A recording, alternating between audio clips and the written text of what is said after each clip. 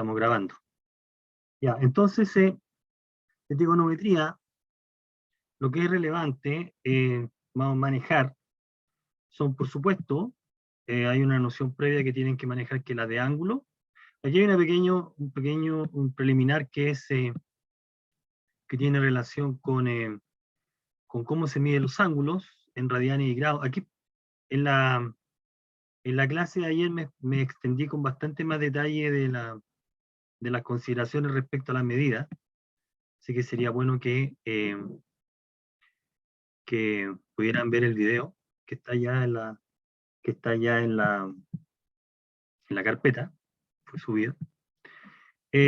Grados radianes, tenemos la conversión en grados radianes, y después uno parte con las razones trigonométricas. En un triángulo rectángulo cualquiera define las razones trigonométricas, y como se comentó, lo interesante es que esta noción no depende del dibujo, no depende del triángulo, sino que depende solamente del ángulo. Lo que está detrás ahí, o por qué funciona esto, es el teorema de Tales. Hay una proporcionalidad, que la estoy mencionando ahí. El ángulo que está en el vértice A para el triángulo en verde y el triángulo en rojo es el mismo, así que se da esa proporcionalidad, y por lo tanto lo que es seno, coseno, tangente, solo depende del ángulo y no del dibujo. Es una muy buena definición. Entonces nosotros partimos con esta noción de razones trigonométricas en el triángulo rectángulo. Triángulo rectángulo que va del teorema de Pitágoras. Después uno dice, bueno, como como el ángulo no depende del triángulo, uno puede considerar cualquier triángulo con el ángulo. Y entonces, como lo comenté ayer, si uno considera un triángulo particular, uno puede encontrar las razones de ángulos particulares. Por ejemplo, en el dibujo que marco en estrella, estamos diciendo que si consideramos un triángulo rectángulo pero isósceles, de hipotenusa 1, los catetos miden 1 sobre raíz de 2, y los ángulos valen 45, entonces sale de ahí, de inmediato, por la definición de lo que es el seno de este ángulo, por ejemplo, que es el cateto sobre la hipotenusa, obtenemos el seno de 45, y lo mismo el coseno, que es el cateto adyacente sobre la hipotenusa. ¿Ok? Y de ahí que la tangente, que es el coseno sobre el coseno, es 1. Si uno considera otro triángulo, con algún ángulo concreto, uno puede deducir sus razones trigonométricas. Entonces lo que uno puede hacer es tomar, por ejemplo, el triángulo equilátero del lado 1, y tomar la altura que está pintada en rojo ahí, y al tomar esa altura nos queda este triángulo. ¿Por qué razón? Porque la altura, que por definición es perpendicular al lado opuesto, al ángulo, al vértice, en este caso lo dimedia, o sea, lo parte por la mitad. Así que esa longitud es 1/2. Un triángulo rectángulo de catetos, de un cateto 1/2 y hipotenusa 1, así que uno obtiene el otro cateto por el teorema de Pitágoras, y de acá obtiene para 30 y 60 grados los respectivos seno y coseno. Entonces tiene esos valores que están ahí. Y es importante manejar estos valores para 45, 30, 60, porque se ocupan con mucha frecuencia. Probablemente ustedes en su curso de física, cuando trabajan con fuerzas, una fuerza que actúa sobre una partícula que tiene ¿cómo le llaman? En una dirección de 30 sobre la horizontal, qué sé yo. Entonces uno, en la descomposición de fuerza aparece en las razones trigonométricas de estos ángulos, así que esos son los que uno tiene que al menos saber de memoria, ¿ok? Entonces por eso los destaco acá. Y debe recordarse que cuando calculamos el seno de un ángulo, el ángulo está medido en grados o en radianes, así que el seno de 45 es lo mismo que el seno es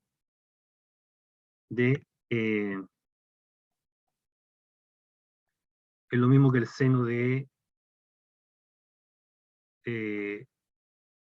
pi cuartos, radianes, que no se acostumbra a colocar la unidad rad, ¿ok?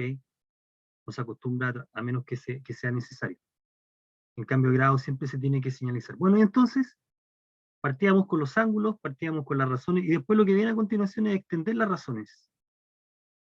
Porque hasta el momento valen para ángulos entre 0 y 90, o entre 0 y pi medio. Entonces la manera de extenderla es lo que se comentó acá, que es irse al círculo. Entonces tu ángulo, pasa a siempre considerar el vértice en el punto 0, 0, un lado del ángulo en el eje positivo y el otro ángulo, el otro lado variando en el círculo. Uno considera una circunferencia de radio R cualquiera, fijo, y el lado final, el otro lado del ángulo, cae en la circunferencia, tiene coordenadas x, y. Entonces, con esa consideración uno define para el ángulo, ¿cuál ángulo? El ángulo del centro, las razones trigonométricas que se están indicando. ¿Okay? Y entonces uno define las razones trigonométricas. Seno, coseno y tangente. Recuerda que el punto tiene coordenadas x, y en la circunferencia de radio R fijo, y seno es y sobre R, coseno es x sobre R, voy a agrandarlo un poco, y tangente es y sobre x. Las otras razones trigonométricas, cotangente, secante y cosecante, se definen como los recíprocos, ustedes pueden observar ahí. Y entonces tenemos que para el ángulo ya tiene sentido calcular el seno y coseno. Este ángulo mide puede medir más de 90, por supuesto. Entonces, esta es la extensión. Es un comentario además sobre el ángulo negativo. Bueno, aquí un comentario respecto de que el ángulo el ángulo se puede considerar de manera dinámica, y entonces cuando uno considera un ángulo de manera dinámica, uno le determina un sentido. Fíjate que seguramente ustedes conocen esta notación ahí. Esta que está ahí está indicando, cuando tú pones algo así, está indicando que hay un lado que está fijo y el otro lado que es el lado final, hacia donde llega la flecha. Entonces, si nosotros consideramos el ángulo cuyo lado fijo queda en el eje positivo, entonces el otro lado el que se mueve, y de alguna manera el ángulo es dinámico. Y en ese sentido el ángulo puede girar en sentido positivo o en sentido negativo. En sentido positivo, antihorario, en sentido negativo, sentido horario. Entonces, este ángulo que está acá es un ángulo negativo y se le asocia un número negativo. ¿Okay? Entonces, por ejemplo, este ángulo que está en verde acá mide menos 90 grados. Si uno le pone ese símbolo ahí, está diciendo que es ese ángulo que se gira de esa manera. Por lo tanto, las funciones trigonométricas, las razones trigonométricas se extienden para ángulos positivos y negativos. ¿Okay? Porque si en la circunferencia uno considera este ángulo, por ejemplo, ahí, ese es un ángulo negativo, y para ese punto tiene coordenadas x e y, y con ese par ordenado uno calcula estas razones, que son las razones trigonométricas, para ese ángulo, que es el ángulo alfa, que es el ángulo del centro. ¿Ok? Entonces lo que ocurre acá, lo mismo que pasaba con el triángulo rectángulo, que había cierta semejanza. Y por lo tanto uno podía considerar como radio cualquiera, en particular 1. Si uno toma el radio 1, no afecta los valores de los seno, coseno y tangente porque se forma una proporcionalidad, al igual que en el caso de las razones trigonométricas. Ahí. Siguen valiendo los mismos valores, por lo tanto uno puede tomar R igual 1, que simplifica un poco los cálculos. Si R vale 1, entonces en esta definición, en realidad ya no tengo fracciones, sino que tengo simplemente números ahí. Tenemos entonces coseno, que es la primera coordenada, el seno es la segunda, y la tangente es esa fracción. Y aquí hablamos ya de funciones trigonométricas. Función que toma un ángulo y le asocia un número. La función seno, la función coseno y tangente. ¿Qué es lo interesante? Lo interesante es que al considerar R1, o el radio 1, el ángulo del centro subtiende un arco, que está pintado en verde ahí, que tiene longitud θ. La misma cantidad de radianes en la longitud del arco. Bueno, esa es una propiedad que se había deducido al principio ahí, ¿no? Si en esta igualdad R vale 1, entonces θ es S. es decir, la medida del ángulo del centro, el número es igual a la longitud del arco que lo subtiende. Entonces, con esa idea, uno en realidad uno puede hacer un poco más y entonces pensar que los argumentos ya no son ángulos, sino que pueden ser números. ¿Ok? Y entonces las funciones trigonométricas pasan a ser funciones propiamente tal, que toman números y entregan números. Y entonces tenemos la función en el contexto que hemos estado trabajando en la unidad anterior. Entonces tenemos una función que toma un número y le calcula el coseno de ese número. Entonces ese número puede ser visto simultáneamente como la longitud del arco o bien la medida en radianes del ángulo del centro, en este contexto. ¿Mm? Y entonces en ese caso llamamos a las funciones, les podemos llamar circulares o trigonométricas propiamente tal. Entonces las funciones trigonométricas, en este caso, el argumento puede ser pensado como que es un número, puede ser pensado la medida en radianes de algún ángulo, un ángulo descrito de esa manera. Y tenemos las funciones circulares, seno, coseno y tangente. Bueno, esencialmente, con más detalle, fue lo que comentamos en la clase de ayer. Después, ¿qué es lo que se hizo? Bueno, decir, ¿qué propiedades verifican las funciones? Bueno, hay una que es inmediata, que es esta, porque en la circunferencia, x es coseno y es seno, y la circunferencia es la circunferencia radio 1. Así que aparece de manera natural esta identidad. Entonces resulta ser importante, interesante ver qué otro tipo de identidades aparecen.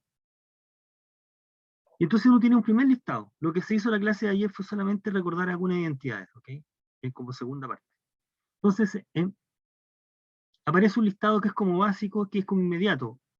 El primer grupo de identidades en realidad nos sirve como definición. La cosecante es el recíproco del seno, la secante el recíproco del coseno y la cotangente es el recíproco de la tangente.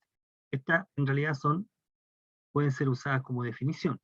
Tangente y cotangente, bueno, las que aparecen ahí. Y el tercer grupo, las pitagóricas. A partir de esta identidad, uno deduce estas dos, las que están subrayadas con rojo. Uno puede mostrar rápidamente que eso es cierto.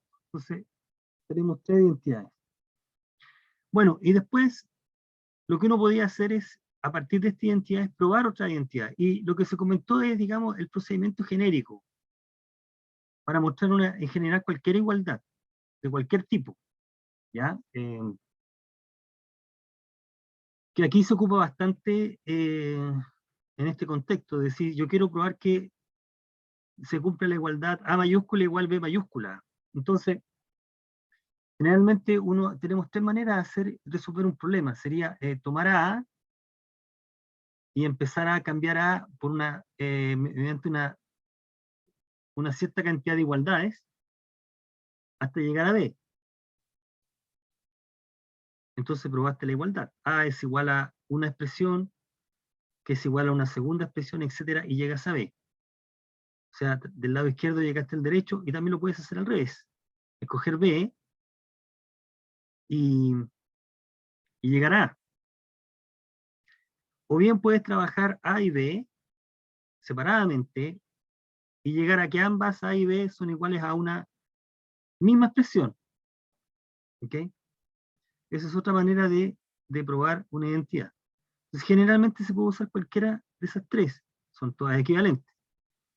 En este caso, generalmente uno escoge un lado y trata, mediante una cadena de igualdades, producir el otro lado. Ahora, ¿de qué manera uno trabaja? Bueno, ¿cuáles son las herramientas que ocupa? Álgebra, operatoria algebraica, factorizaciones, simplificaciones, suma de fracciones, etc. Y en alguna parte usa necesariamente alguna identidad conocida.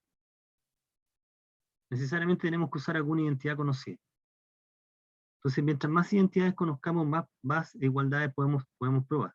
Entonces, en estos ejemplos que son bastante directos, está la idea, y esa es justamente la esencia de esto, es darse cuenta cómo operar. Entonces, hay que probar que en el ejemplo 1 es bastante simple el problema, probar que eso es igual a 1.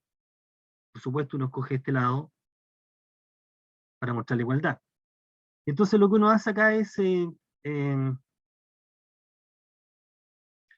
darse cuenta que uno puede reemplazar este término por 1 menos seno cuadrado, usando la identidad.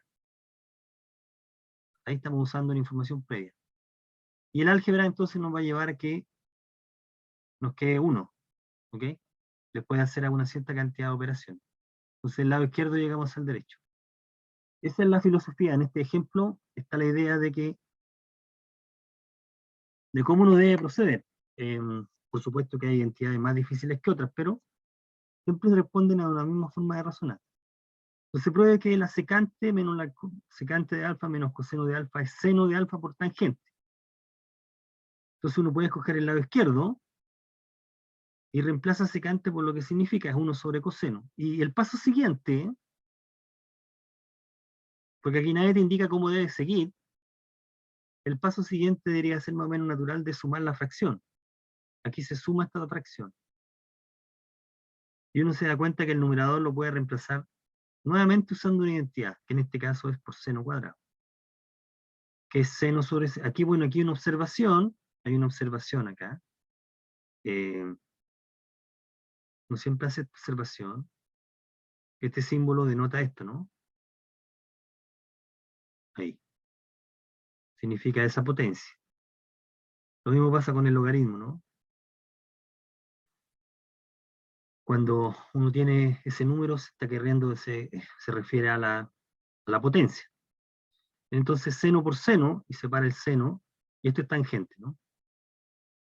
Tangente. Y llega entonces al otro lado. La idea es escoger un lado de la igualdad y llegar a transformarlo en el otro por una cadena de igualdades usando una o varias identidades conocidas. Ese es el detalle. Bueno, lo mismo pasa con este. Aquí lo que conviene es sumar el lado izquierdo, la fracción en el lado izquierdo, y hacer todo el álgebra. ¿Ok? Bien, entonces mientras más identidades conozcamos, más problemas vamos a resolver. ¿Qué otra cosa habíamos conversado, se había planteado ayer? Bueno, esto es importante que lo puedan revisar, porque aquí no me quiero extender de nuevo, sino repetiría exactamente lo mismo de ayer, pero esencialmente uno prueba que en un triángulo rectángulo, en un triángulo cualquiera, se verifican estas relaciones que se llaman los teoremas del seno y coseno, y está basado más o menos la idea de la demostración. Eso es lo que se comenta por qué debería funcionar. ¿Okay? En el caso del teorema del seno, está aquí la idea de la demostración, y el teorema del coseno, fíjate que es una generalización del teorema de Pitágoras, le llama, porque si en este triángulo A es 90 o pi medios, este término desaparece porque es 0 y te quedaría el teorema de Pitágoras. Así que el teorema del coseno de alguna manera generaliza el teorema de Pitágoras, ¿no? ¿Okay? El triángulo rectángulo, y uno calcula el coseno justo del ángulo recto, entonces tiene el teorema de Pitágoras, ¿ya? Como un caso particular.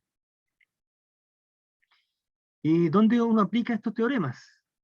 Bueno, estos teoremas permiten resolver triángulos. Esto lo comenté ayer, lo puedo volver a comentar. Mira, si tú tienes un triángulo, ¿qué significa resolver un triángulo? Significa obtener los elementos principales. ¿Cuáles son los elementos principales del triángulo? Los ángulos y los lados. Esos son los elementos principales.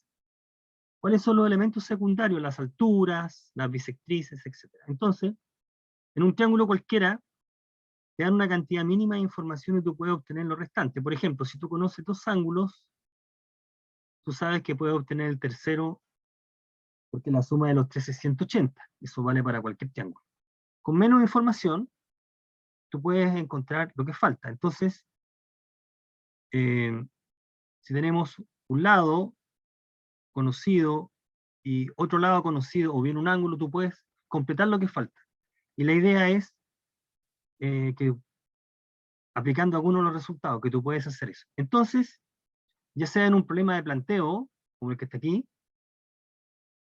que dice que tú tienes tres tipos que están en una parte y que están a una cierta distancia y forman un cierto ángulo, entonces te piden encontrar a qué distancia están dos de ellos. Esencialmente el problema acá es que tú tienes un triángulo donde se conocen dos lados y un ángulo. ¿Ok? Ese es el problema a resolver.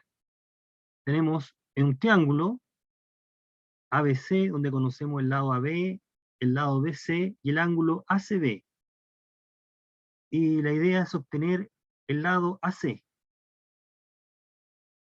Y entonces uno tiene que darse cuenta que puede usar algunos de los resultados anteriores, seno o coseno, para resolver el problema. Y en este caso uno dice, bueno, el teorema del seno relaciona los lados con los ángulos de esa manera, de forma proporcional. Entonces aplica el teorema del seno una vez para obtener el ángulo que está en A. Tiene esta proporción.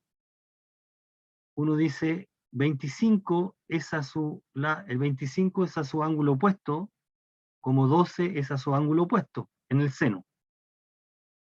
Y ahí uno despeja el seno de A y por lo tanto obtiene A. Aquí el valor de A lo obtiene por calculadora, ¿no? Como el seno inverso.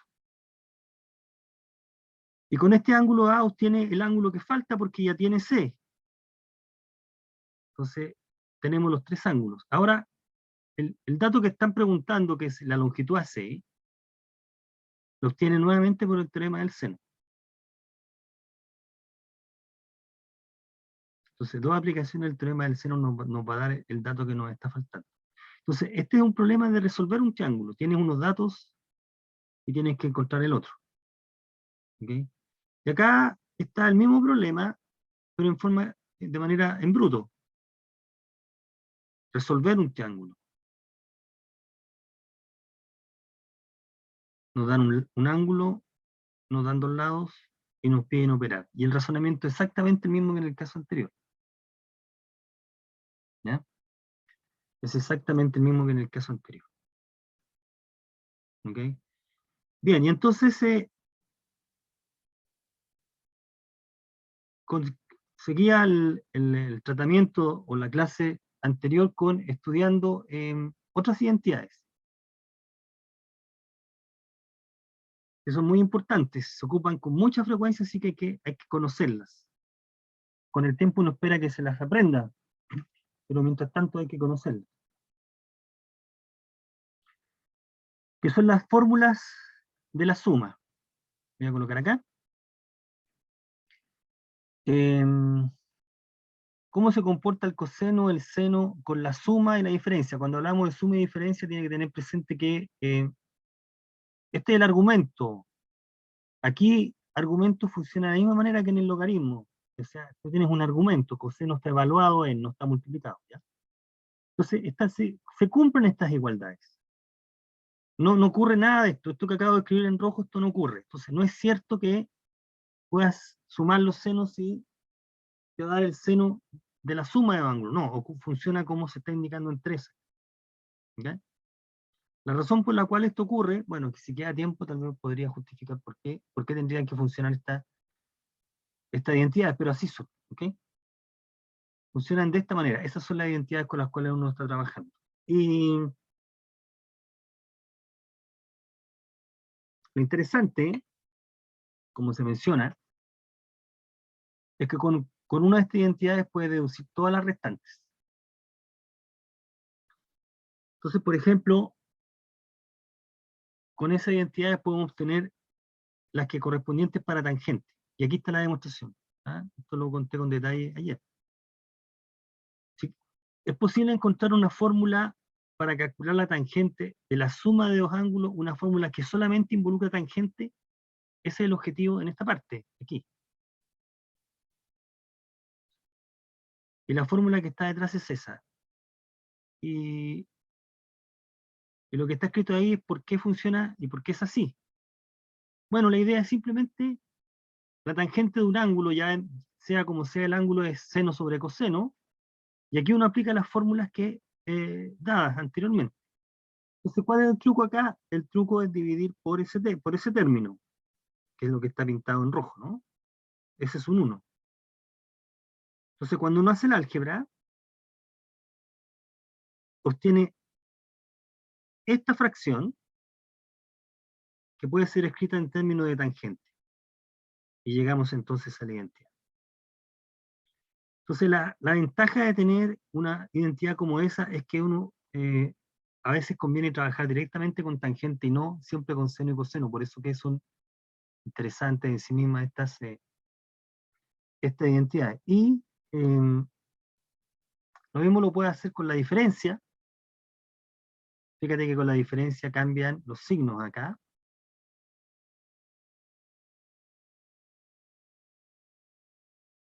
Cambia el signo de esta expresión con la diferencia.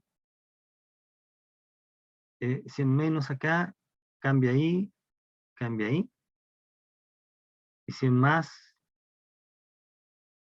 se tiene ahí.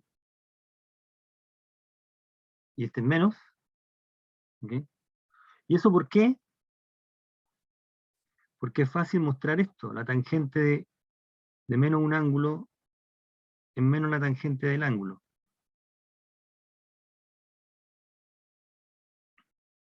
O sea, la tangente es una función impar.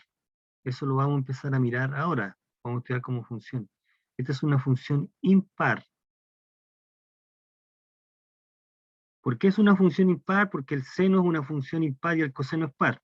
Eso es algo que comenté ayer. Estaba por acá. Hay varias propiedades de las... varias propiedades que estaban por aquí. Las propiedades, acá, estas. Uno puede mostrar varias propiedades en el círculo, que el coseno es par y el seno es impar, y el recíproco entonces, el signo menos se preserva, entonces la tangente es una función impar. ¿Okay? Entonces con esa información uno puede deducir esta identidad a partir de esta, cambiando beta por menos beta. ¿Okay? Y esa es la misma, y eso es lo que va a ocurrir si conocemos dos identidades, puede deducir todas las restantes. ¿Ya? Bueno, se lo pueden ver ahí.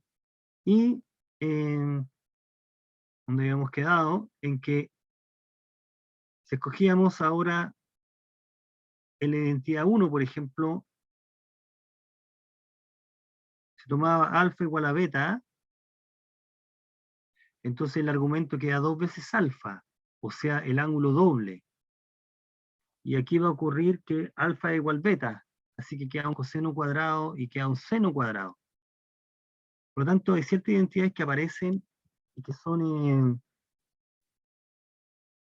que son inmediatas a partir de ese listado.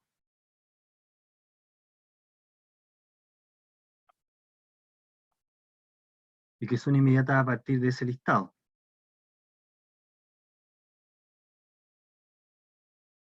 Que son las que se está comentando aquí. Ahora, si me deja. Ya.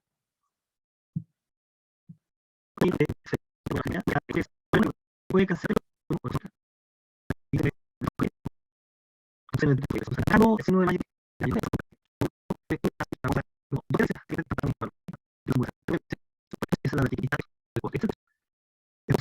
Dice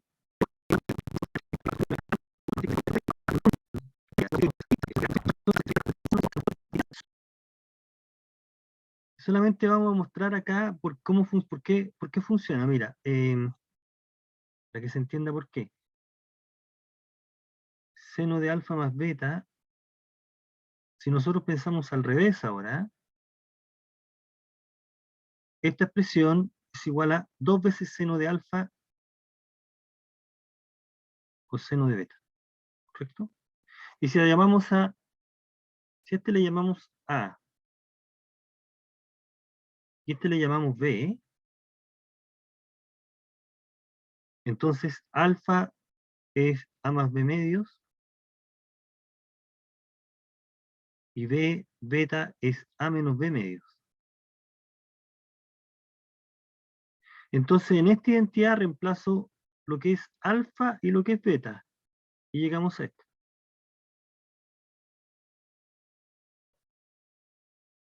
Ahora, ¿qué nos dice esta identidad? Que si tengo una suma de senos, lo puedo reemplazar por un producto de cosas. Seno de la semisuma y coseno de la semidiferencia, por 2. Seno de la diferencia, coseno de la suma y coseno de la diferencia. Fíjate que hay un signo negativo ahí. Entonces, todas estas identidades son útiles para resolver problemas en contextos distintos. Por ejemplo, pruebe que esa identidad es verdad. Seno de D más seno de 3D partido por 2 seno de 2D es coseno de D. Entonces, uno dice, parte del lado izquierdo y él obtiene el derecho. ¿De qué manera? Primero se fija en el numerador. El numerador es este. Podemos usar esta identidad. La primera, ¿no? Esa.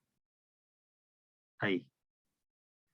Dice, el seno de un ángulo más el seno de otro ángulo es 2 veces el seno de la suma, de la semisuma y la semidiferencia. Esta expresión que está acá nos va a dar coseno de menos d. Formalmente nos da coseno de menos d, pero coseno de menos d es lo mismo que el coseno de d. D es coseno de una función par.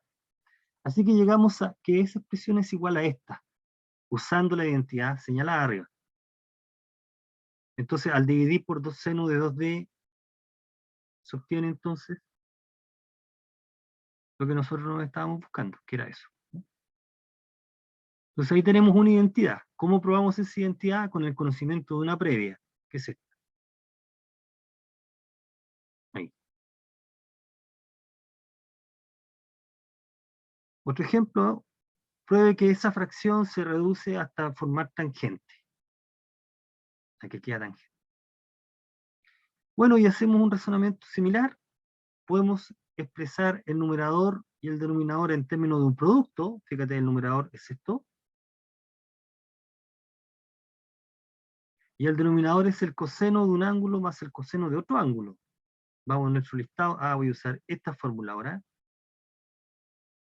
2 coseno, coseno de la semisuma, coseno de la semidiferencia. Insisto que esta parte, este cálculo nos queda coseno de menos 2a, que es igual al coseno de 2a.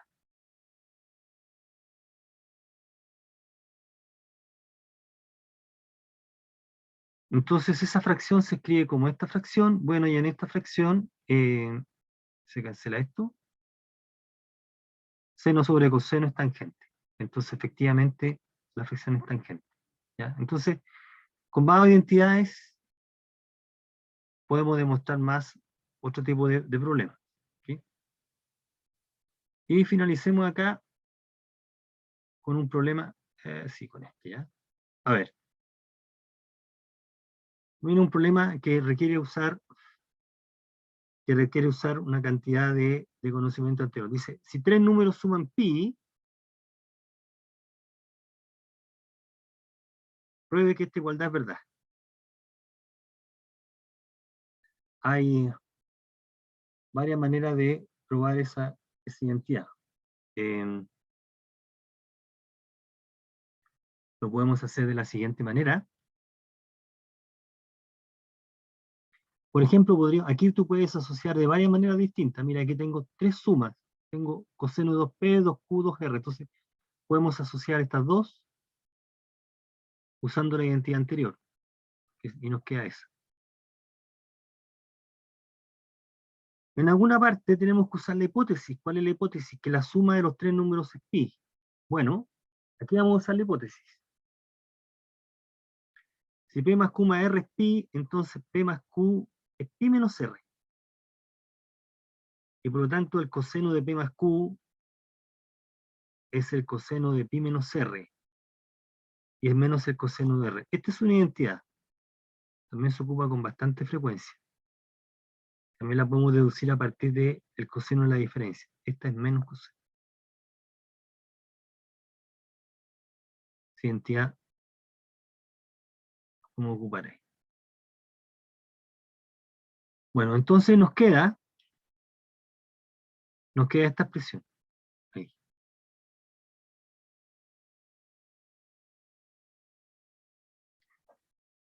Después le vamos a sumar esto y ver qué pasa si le sumamos esto.